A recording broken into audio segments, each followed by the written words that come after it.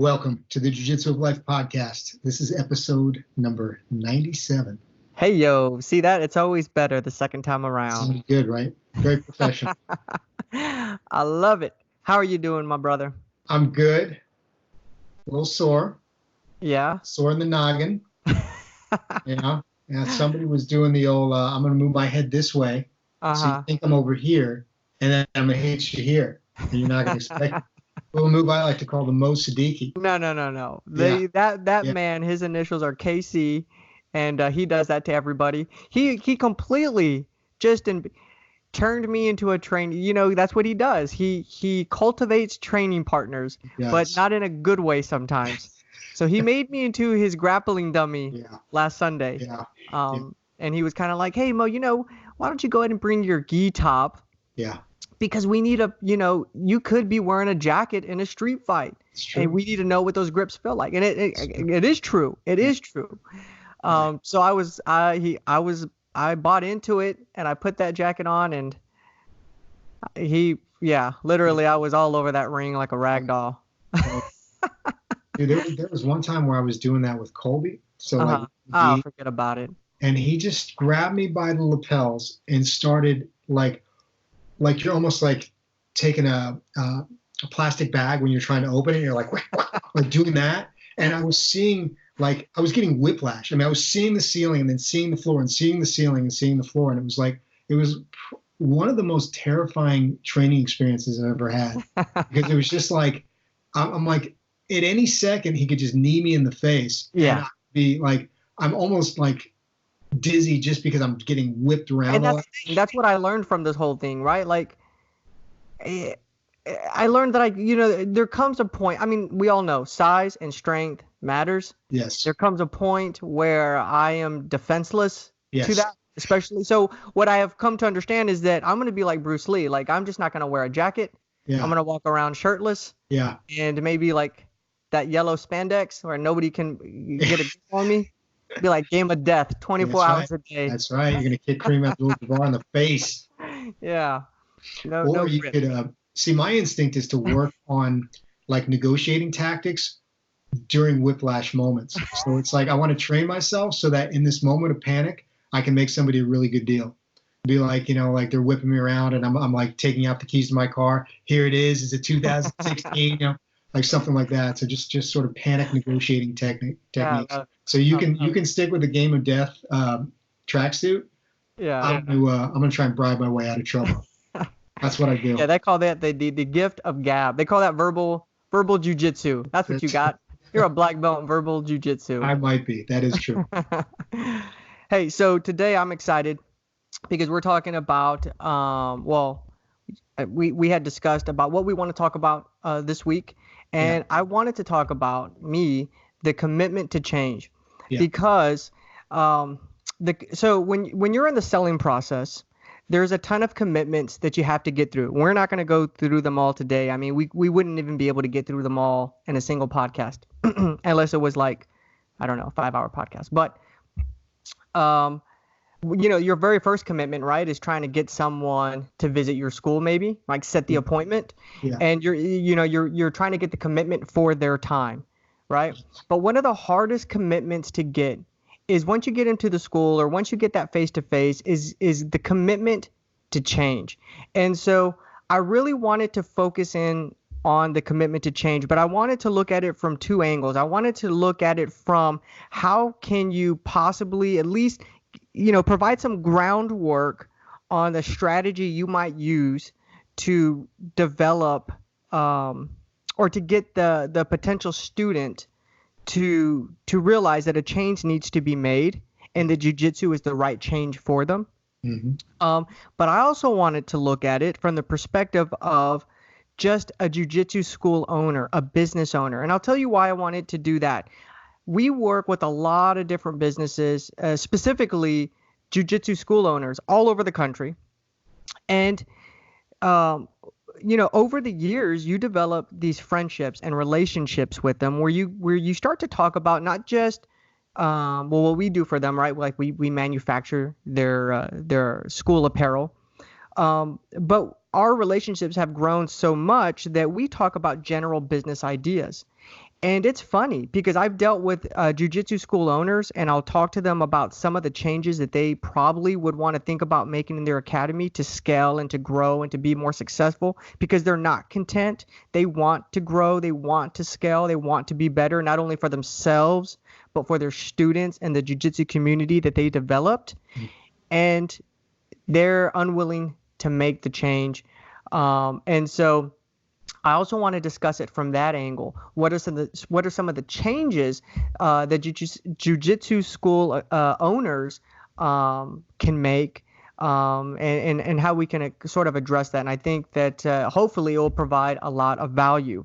So as we were discussing before, one of the hardest commitments to obtain during the sales process is the commitment to change. And where I want to start off with is why people don't change. And I'm not an expert on this by any means, but I'm basing all of this on personal experience. So this isn't stuff that I read in a book or I saw in a movie. It's stuff that I've either have dealt with during the time in my own business, or my father was a lifelong entrepreneur and I saw it in his businesses, dealing with prospects and customers and clients of his.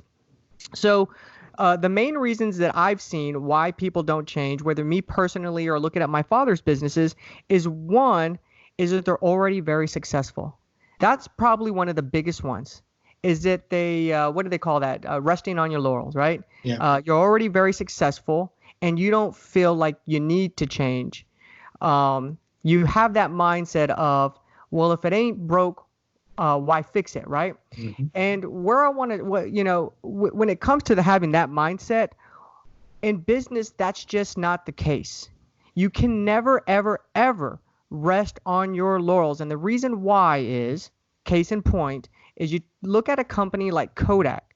Now, some people may be listening to this podcast or watching the podcast, and they may be like, who's Kodak? Kodak. And that's exactly right. Yeah. Who is Kodak, right? Exactly. They no longer exist, bankrupted.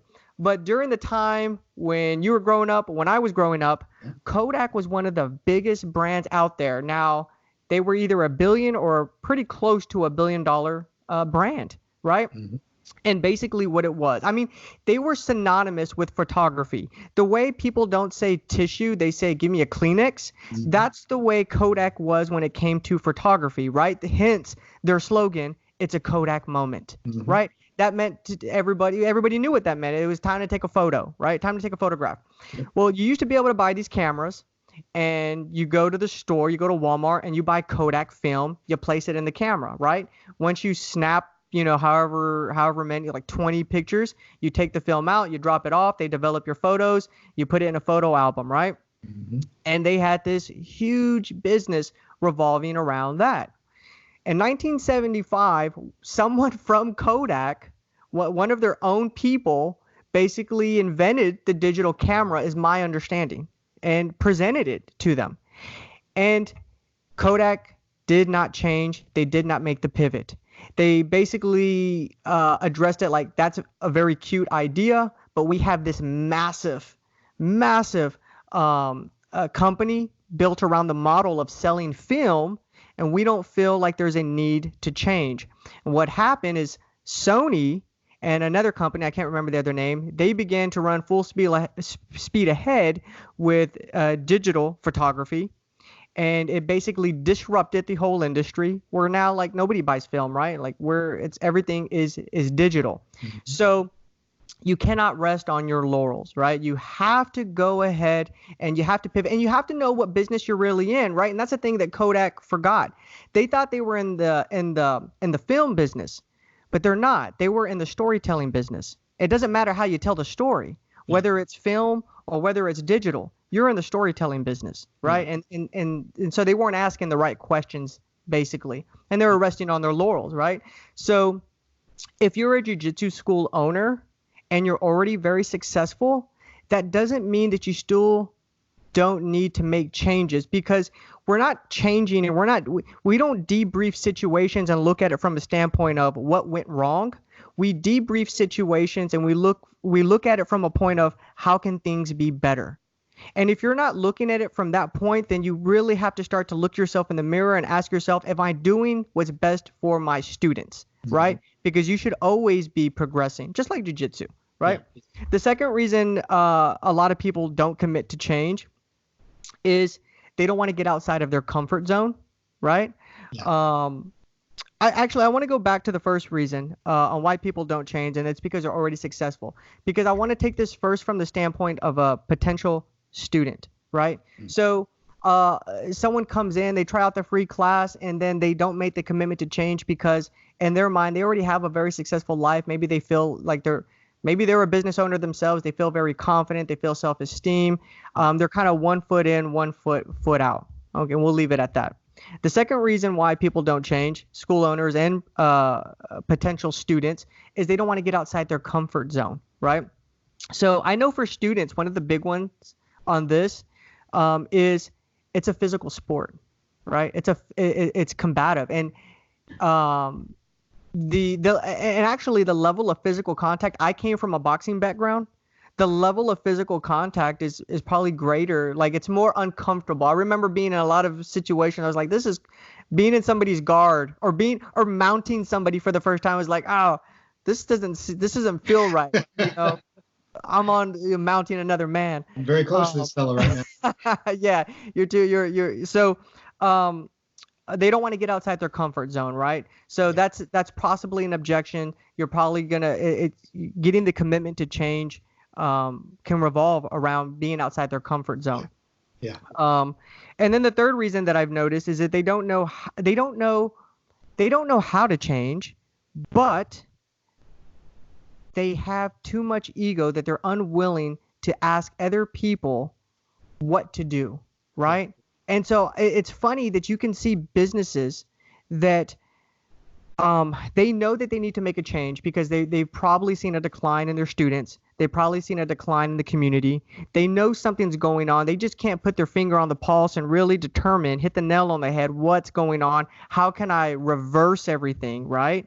And instead of going to like another successful school owner, a mentor, they're just too proud to ask anybody for the answer, right? And so that's another major reason I think why people don't make the change. But again, a lot of times when we're talking about making the change, it's not, you may already be a successful school owner, but it's about will you be relevant in the next 5 years and the next 10 years if you don't start making changes now, and if you don't attempt to be better every single day, right? Yeah. So now what I want to get to is, well, you know what? I something interesting. So how do we get this commitment to change, right? Like that's the big one. I think a lot of people are going to ask that. Well, how do you get people to commit to change? Yeah. What I want to do is I want to do several podcasts, and I want to go through each of the commitments and kind of just discuss how you would attempt to get each commitment. Now, I'm not an expert, so I want to lay some groundwork, and then you kind of fill in the blanks, you being the school owners, right? Because a lot of the school owners that are out there are successful, right? And they know a lot of the answers to these problems, but they just haven't bottled it up yet. And what I mean by that, I'll give you an example. Well, first of all, if you're in business, you're in the sales business. Make no mistake about that, right?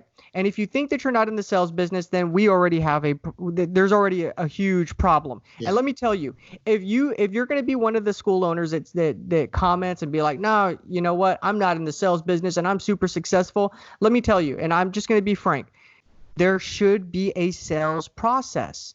If people are calling your school and you can't tell me what your sales process is, Jim does it different every time he deals with a client. Jill does it different every time she deals with a potential student. Mark does it different every time it shouldn't be that way. Mark, Jill, whoever the third guy I named was, I can't even remember now. They should all, you probably remember, but you see, you punched me in the head too much on Sunday. Yeah, I'm the guy that got abused. You should have a process that you're able to explain. Now, that doesn't mean you can't deviate from it, right? But you should have some groundwork laid out. Yeah. So that's first and foremost. If this is new to you, that you need to have a sales process, then we probably need to start there. And lucky for you, we're going to do a ton of podcasts for 2020, and we're going to talk about how to close sales, how to make a better sales process, how to utilize a CRM, how to do follow up, how to retarget, all of that stuff. But today we really want to stick to the commitment to change. And so I kind of want to do this. Could blow up in my face, but I kind of want to take it like I am a school owner. Yes. And you are a student who I've already got the commitment to come in for the free trial class, right? Yeah. And you've come in. I gave you a loaner gi, a clean, fresh loaner gi. Gave you a fresh loaner white belt, and we got through the class. Right now, I'm approaching you after class, and my plan is to sit down with you and see if I can get you to get into the contract. Now, I'm not going to try to close because that's even different. You can get the commitment to change, and closing is something that's completely different from that, right? Mm-hmm. But right now we're working on the commitment to change.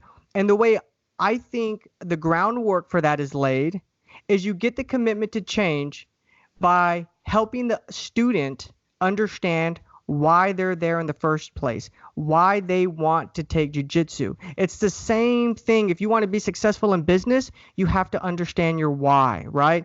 And so we want to help the student understand their why. And the thinking behind this is if you can help your student understand the why, you won't have to sell them jiu-jitsu. They will sell jiu-jitsu to themselves, right? Because they will see the immense value that your product, which is jiu-jitsu, brings them. Right? Yes. So, hey, Carter, first of all, let me thank you for coming into our school. I know you got a busy schedule. I know you're a business guy.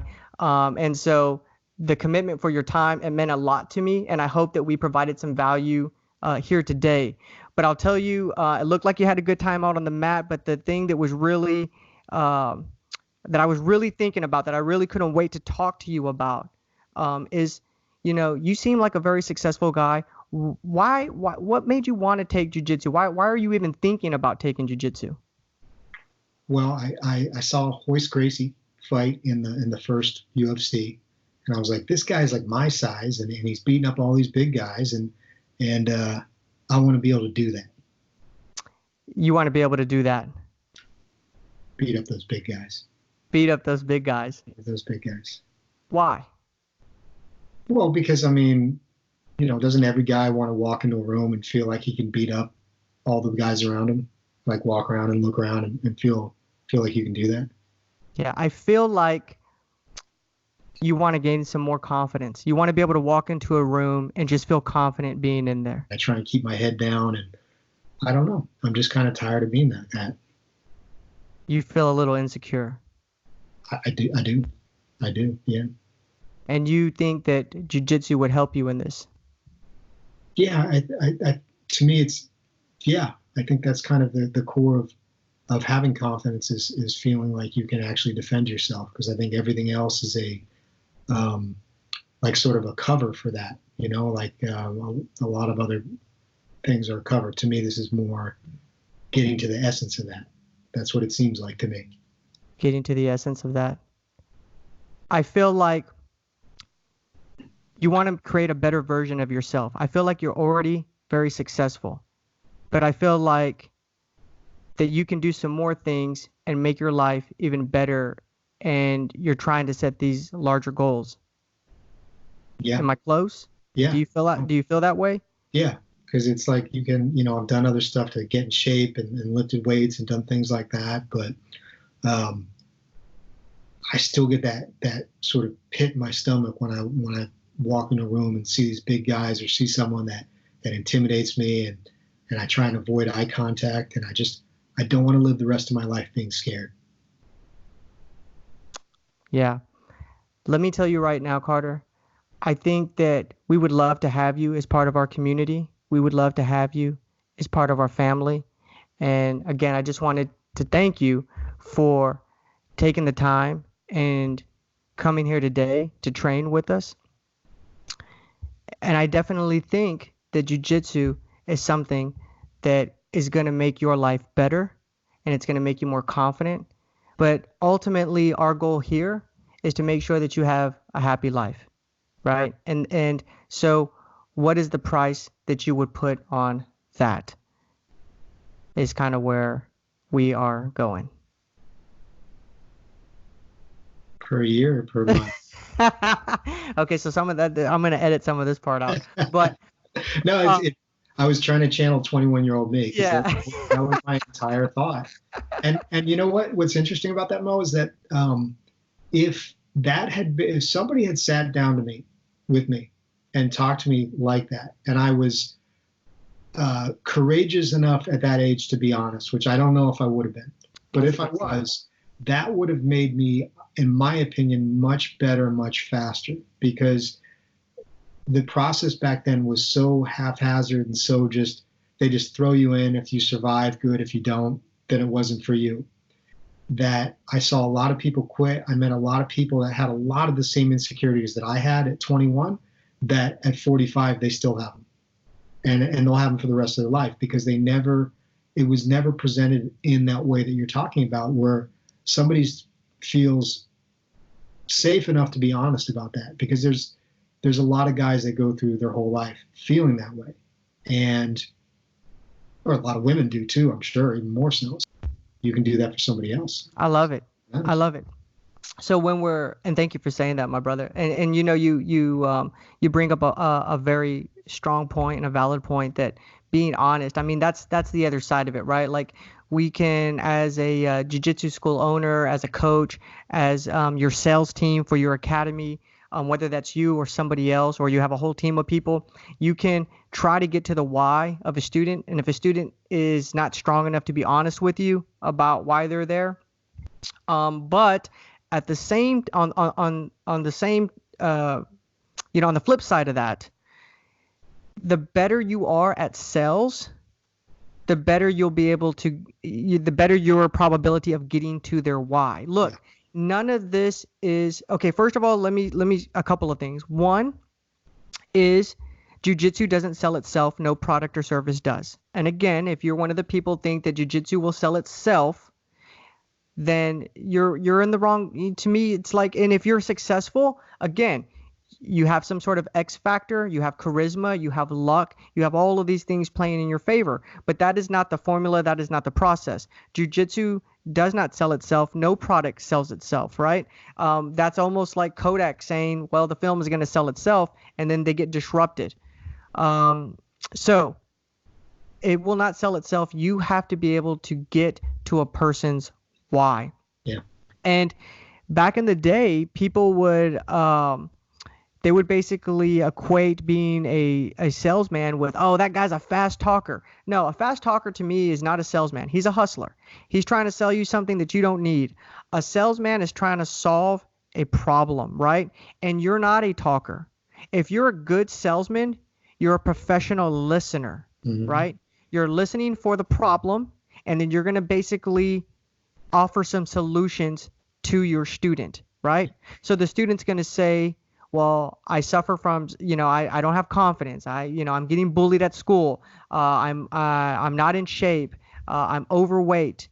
And these are all problems that your product, which is jiu-jitsu, can help them solve, right?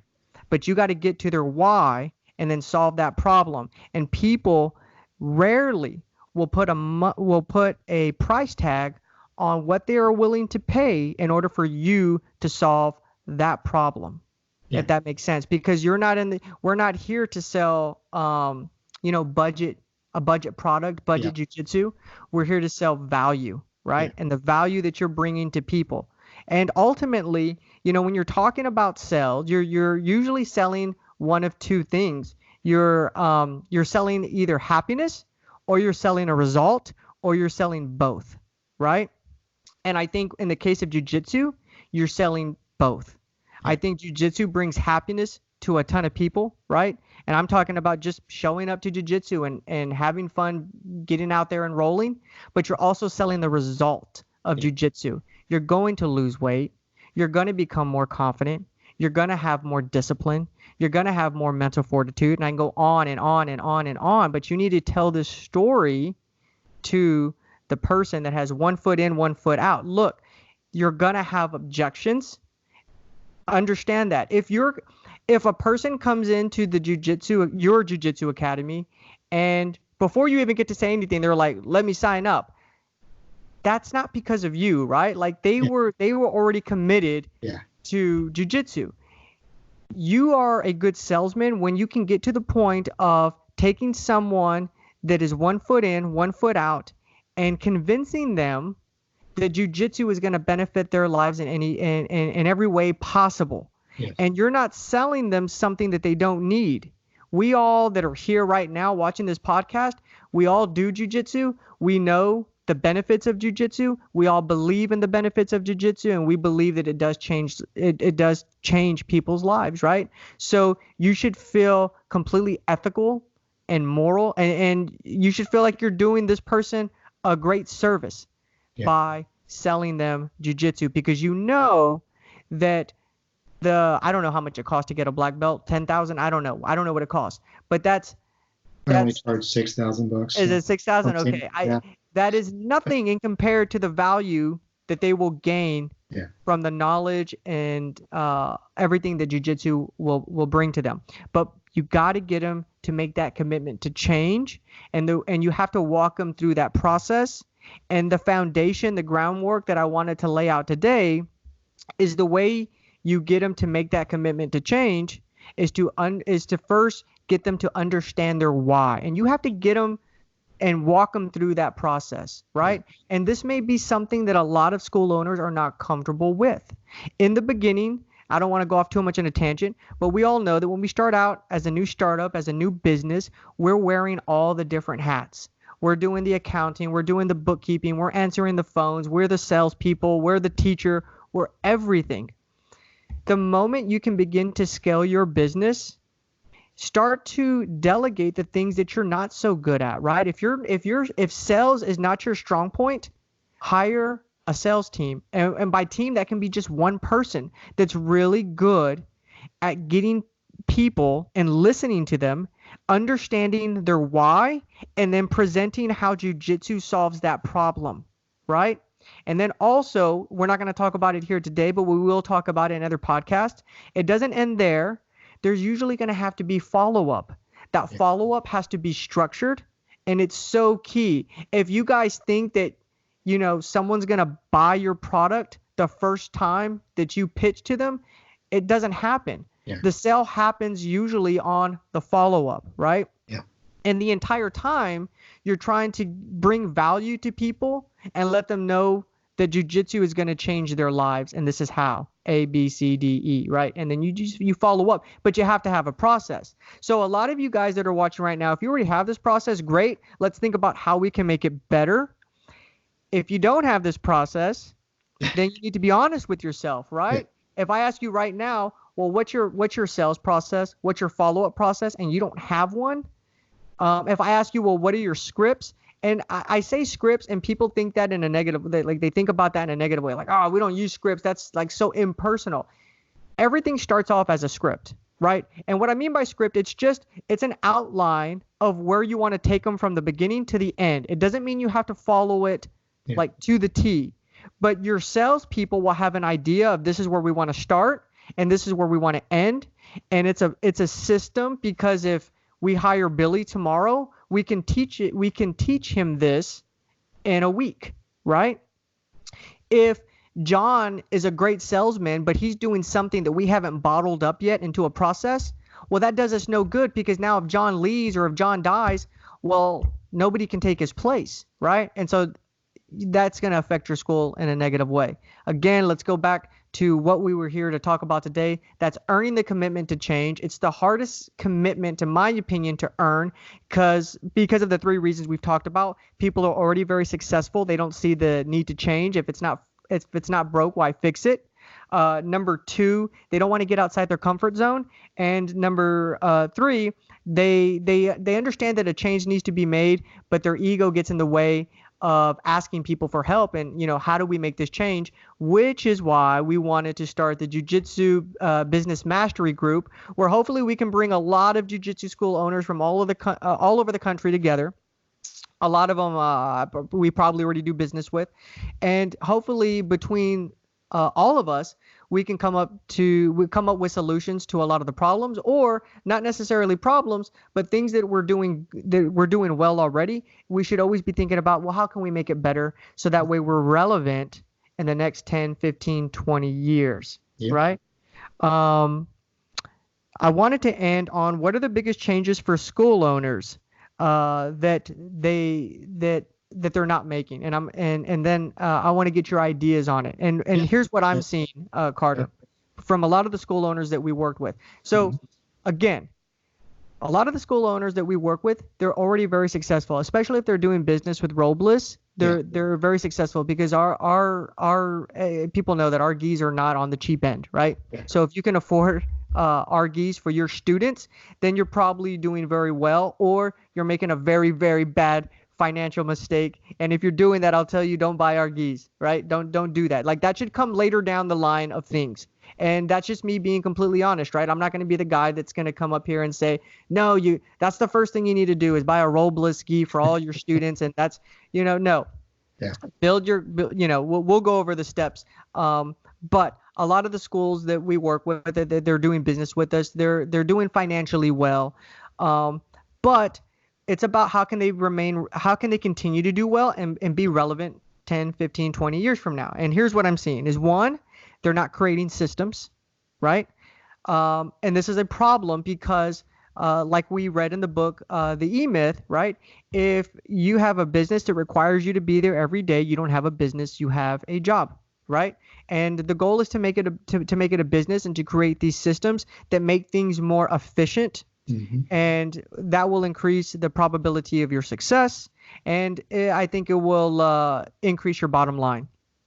Number two, the other mistake that I see, and this is a big one. You and I, when we did the exercise maybe 3 years ago on if you and I opened up a jiu-jitsu school, the first thing you and I said that we would do different is marketing. Because nobody's really doing it. Yeah. Everybody is bootstrapping marketing. And I think, like I said, in the beginning, when you're a startup and you're wearing all the hats, right? Yeah. You're everything. You're the teacher, you do the marketing, you do the bookkeeping, you do the accounting, you do everything. But once you can scale your business, you need to get to a point where you are, bringing in some help to provide some professional marketing. We've talked about this a little bit in the past podcast that we did. You can have the greatest product in the world, but if you don't have awareness and people don't know that it exists, if you're not telling the story every day about the benefits that jiu-jitsu brings, and okay, let's say this, the benefits of what martial arts brings, because I had one of my dear friends, Will Caldwell, pointed out to me, he's like, Mo, most of these parents don't even know, they think it's karate, so we'll just say martial arts. If you're not telling the story on the benefits that you're going to bring to their children, to them, then your product's not going to sell, right? You can have the greatest product in the world, but you got to bring awareness to it, right? And you got to drive leads, and then you got to close those leads, right? So to drive the leads is going to be marketing, and then to close the leads is going to be sales. Two different things. One of the things I see is people get mad they hire a marketing agency. The marketing agency produces leads. The leads don't get closed, and they blame the marketing agency. It's not the marketing agency. It's because you haven't developed a system and a process to close those sales, right? It's whatever you're doing is ineffective, and we need to make some changes to it. And they're not hard changes. It's something that can be done. But we're seeing that creating systems is one of the things that, and they don't want to change. They're like, things are good. Why do I got to create systems? We're making money. Marketing. Again, same thing. Things are good. Why do we got to market? And that's all I got from now, my brother. What's your take on all this? So I like those. And I was thinking about who does marketing well. And I thought about Henry Gracie because, without a doubt. Henry is one of the more charismatic people on the planet. He's an excellent teacher. And he finds great ways of finding videos that are out in the public sphere, like of fights. There's a golf course. There's a fight on a golf course that he showed recently, where one of the golfers gets the other guy in a headlock, and he's talking about it. And it's funny because it's two guys fighting in golf outfits. Number one, but number two, he's like, this is Gracie Combatives, lesson 6, headlock escapes and all this stuff. And he still brings it back to the product that he's selling. But he's right, because it's two untrained guys. And what happens? One guy gets the other guy in a side headlock and is punching him, which happens in street fight after street fight for, thousands of years probably. And Gracie Combatives 100% addresses this in a very effective way. So he's marketing his product in a very entertaining, interesting way. And he puts it on YouTube, puts it on Instagram and things like that. So showing how jiu-jitsu is relevant in somebody's life. And he does this all the time. And it may annoy some people, but he's right. And he's always selling it because he believes in it. So I think, with marketing, understanding that marketing changes too. I think marketing used to be a lot of direct mail and things like that. Now, I really think that this sort of subset of that would be mastering social media. You may not like it. You may not. I don't. It doesn't mean I'm saying you should be posting political stuff on Facebook all day long, but it should be something where you understand the power of it. You and I are both on social media, basically 100% for business. That's it. And it is very effective. It is very powerful. So understanding that the more content you can create, videos, things like that, it just gets people engaged. There's a lot of schools that I would go train at. Nick Albin's school, Jiu-Jitsu in Louisville, Kentucky. If I ever make it to Louisville, I'm going to go train with that guy because I watch his videos. He seems like a good guy. And it's like I almost feel like I know him just because I see all his videos, and he has great instructionals and all that kind of thing, because he's just consistent with his social media presence, and he presents an image of himself, and he's selling that product, and it works. So I'm sort of piggybacking off what you're saying and just giving more detail, but that's the main thing I see is mastering social media. I really think that can help a lot in developing relationships with people that you may never meet, but your students feel like they know you in a way, even if they're not training all the time, because I think that would be one thing. And then the second thing I would say also in conjunction with that is when you do have students that are starting to stray away, because as the old saying used to be that 90% of jiu-jitsu students never get past blue belt, I really think that if you work hard, you get that number to like 60% or 50%. And a lot of that is reaching out to people. When I was at John Jacques years ago, I had some injuries and things like that, and I was gone for like a month. I got a postcard in the mail with John Jacques Machado, and it said, "We miss you. Where have you been?" I showed up the next day. I was still hurt, but I showed up the next day just to see him, even though it was an hour away, because it was like, it felt like such a good gesture. It felt like I literally felt like I was missed. So the students that start drifting away, to me, try and get them, because as we all know, retaining leads that you already have is almost always easier and more cost efficient than trying to get new leads. So what I mean by that is if you have a blue belt who gets kind of frustrated with training, it's much easier to get them back in the fold than it is to get somebody to sign up and make it all the way to blue belt or beyond. So remembering the ones that you have and figuring out ways to bring them back. So that's what I got. Nothing too. I'd like your stuff is more solid. Mine is just kind of piggybacking off yours. No, man. That's great stuff. 97 in the books. Yes. Yeah. Fantastic. Well, thank you guys for listening. Be sure to go to the jiu-jitsuoflife.com. Check out our website, our podcast, so you can see this podcast. You can listen to our older podcast. Also, be sure to go to robles.com, makers of the world's finest custom jiu-jitsu apparel. We are starting the Jiu-Jitsu Business Mastery Group. We're hoping that we can create a large network of academy owners all over the nation where we can kind of work together, spitball and share ideas to try to benefit our academies and benefit our students in the process. And that's all we got. As always, from myself and Carter, we wish you nothing but the best, both on and off the mat. Have a great week and take care, guys.